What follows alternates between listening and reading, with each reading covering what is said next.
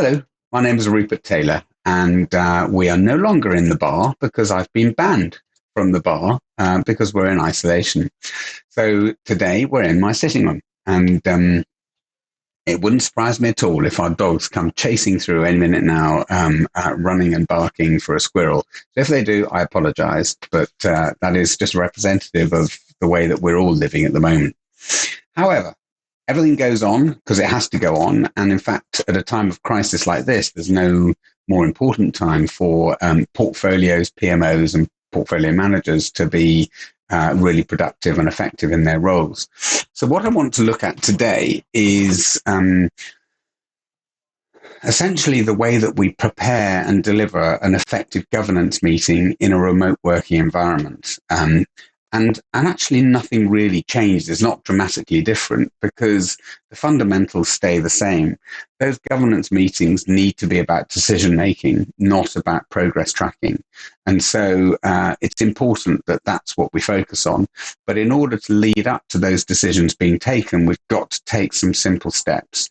And I sort of see it being broken down into 3 steps, and we're going to have a look at this in a moment. The first step is there has to be an effective pre-read. So in advance of the governance meeting, however sort of far in advance you can go, so much the better, you send out a pre-read, and the pre-read gives the opportunity for the attendees to really get up to speed with the current status of the programs that you're covering in a portfolio review or whatever.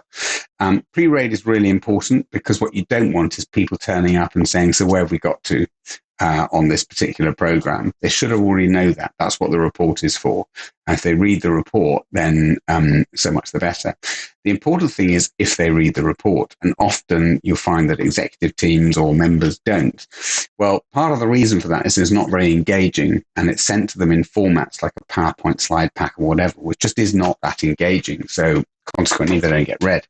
So my suggestion is you use something like this. You send a pre-read, which is very simple, is very visual, and draws you into the information. So if I want to know about the Apollo program, I can click on that Apollo program from the pre-read email.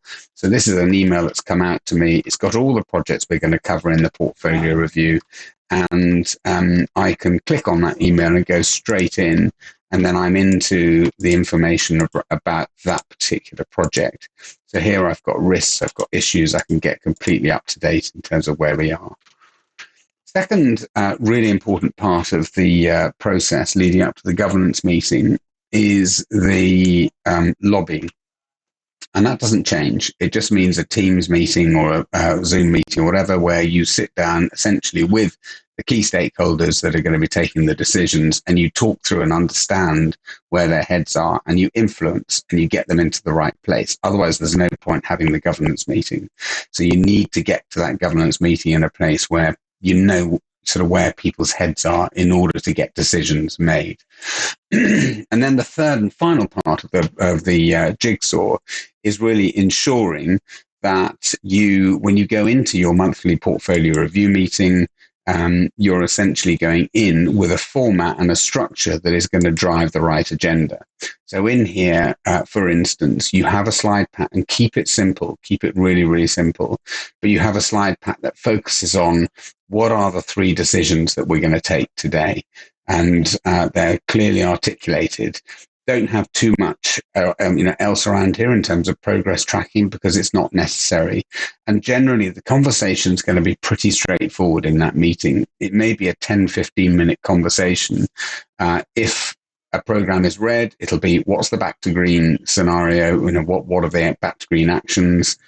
What are the steerco decisions we need to take today? You might spend a little bit of time on risks, the biggest risks and issues that need to be discussed, and what are the mitigations. And actually, the important thing here is that generally what the executive want is they're not interested in what's the slide on the screen. They're far more interested in the quality of the discussion around the problem. So they want to see how confident you are in your mitigation of the risks. They want to see how well thought through the decision criteria is in order to make their decision. And then they also want to have a look at the financial position of the program or whatever, and when benefits are being released. But my recommendation for and my bar chat sort of tips for the day would be keep it simple, stick to the fundamentals, 3 key phases, which are get the pre-rewrite, do your lobbying, and then create a format like this for your presentation that drives the right agenda. There's no need to have lots of fluff that essentially all it does is it drives a conversation about the wrong things. Good luck with it.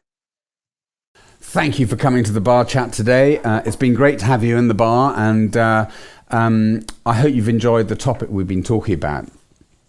Now, if there's anything in this topic, if there's anything in this bar chat that's particularly resonated with you, or there's a challenge that you're facing with your portfolio or your program or your stakeholders or whatever it might be, then one of the things that I'm offering is a free private bar function. So you can either come into our very own bar and come and be a part of it, and I promise you there'll be a drink waiting here for you, or I'll come to you, or we'll have a phone call, and we can maybe kick the tires on over a bar chat on a challenge that you're facing internally with your program, portfolio, or whatever. If you want to do that, please take me up on the offer. I don't expect anything in return, and I really genuinely don't. You're very welcome to just click the link in the post on LinkedIn. There's a link in there. Connect and register, and we will be in touch to sort a private bar function out. Come and see me in the bar.